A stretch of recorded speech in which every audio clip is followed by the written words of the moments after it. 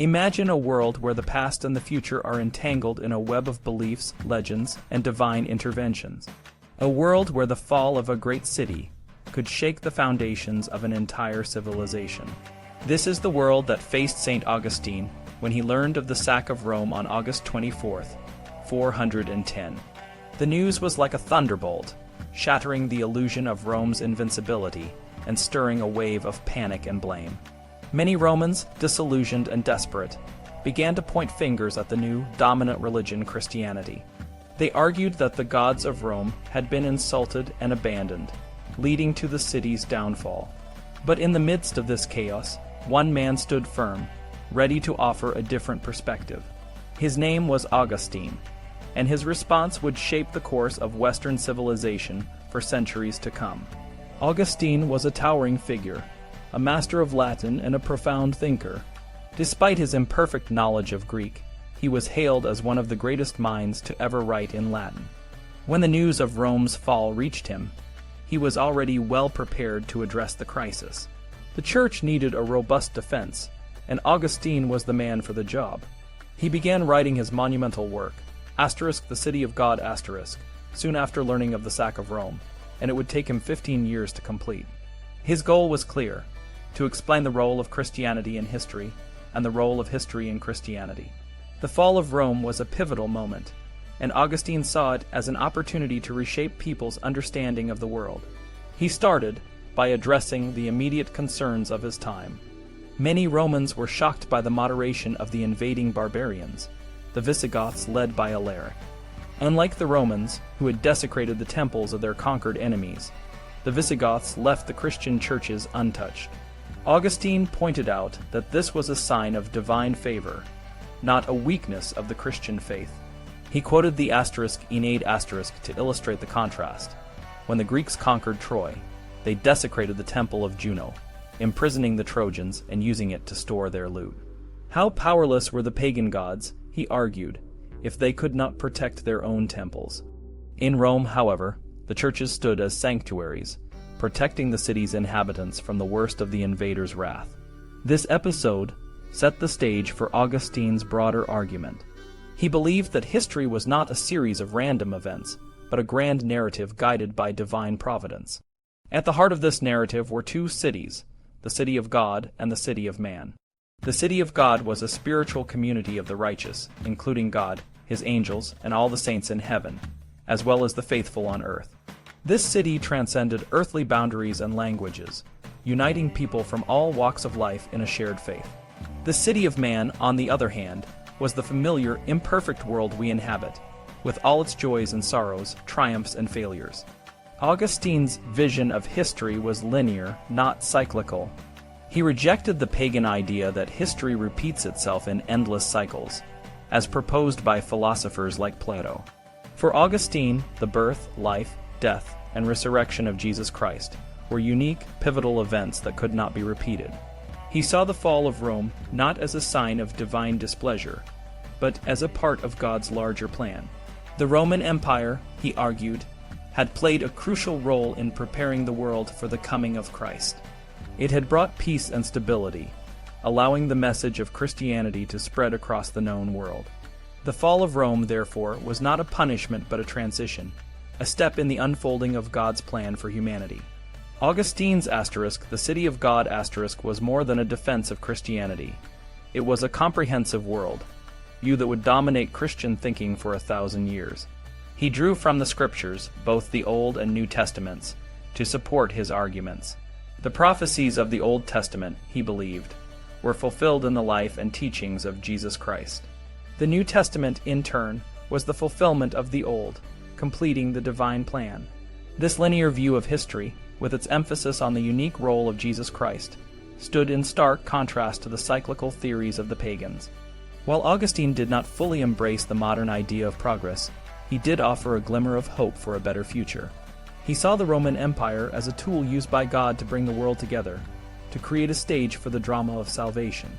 The Church, he believed, would continue to grow and spread, ultimately leading to the perfection and glorification of the city of God. This vision of a triumphant church, triumphant in the face of adversity, provided a powerful narrative for the Christian faithful. But Augustine's work was not just about defending Christianity.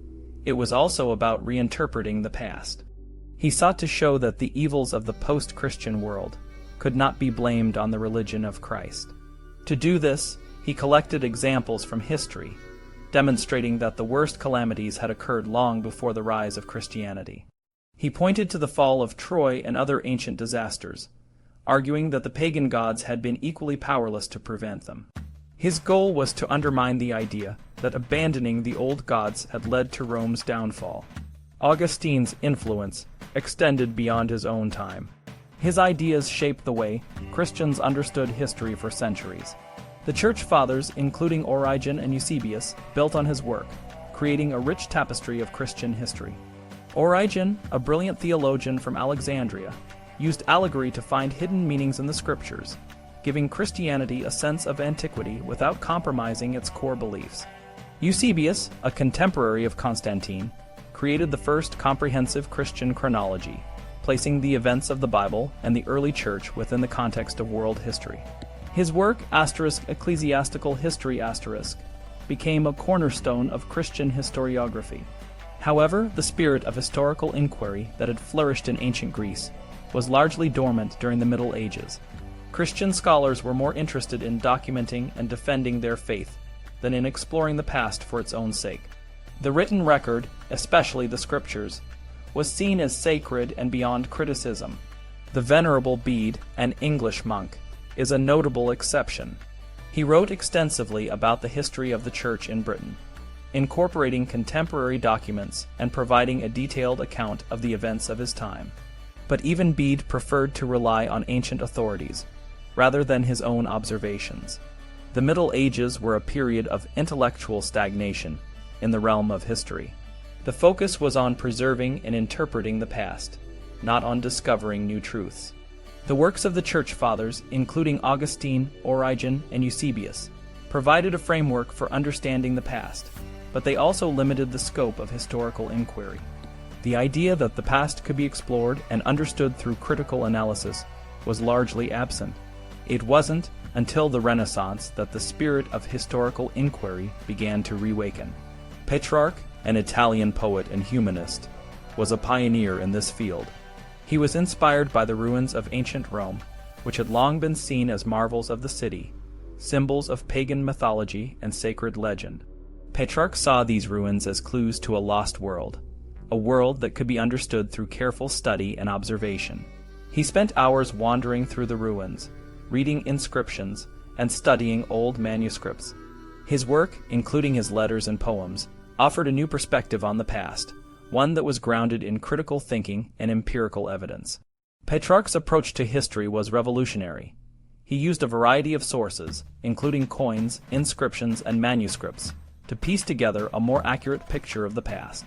He was also willing to challenge the authenticity of ancient documents, a practice that would later become a cornerstone of historical criticism. When Emperor Charles IV sought his help in verifying an old document, Petrarch was able to prove it was a forgery, demonstrating his skill in textual analysis. This critical approach to the past was a significant departure from the traditional methods of the Church Fathers, who often relied on allegory and tradition. The Renaissance marked a turning point in the study of history. Scholars like Petrarch, Machiavelli, and Guicciardini began to explore the past in a more systematic and critical way. They were not content with simply preserving and interpreting the past. They wanted to understand it.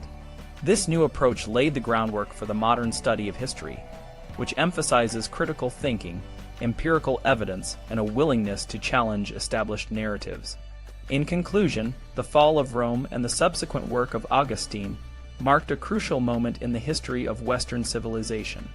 Augustine's the city of God provided a powerful defense of Christianity and a new way of understanding the past. His ideas shaped Christian thinking for centuries, influencing the way people understood the role of God in history and the nature of human progress. The Middle Ages saw a period of intellectual stagnation in the realm of history, but the Renaissance brought a new spirit of inquiry and critical thinking. The work of scholars like Petrarch laid the foundation for the modern study of history, a discipline that continues to evolve and challenge our understanding of the past. The story of how history has been interpreted and reinterpreted over the centuries is a testament to the enduring human quest for knowledge and truth.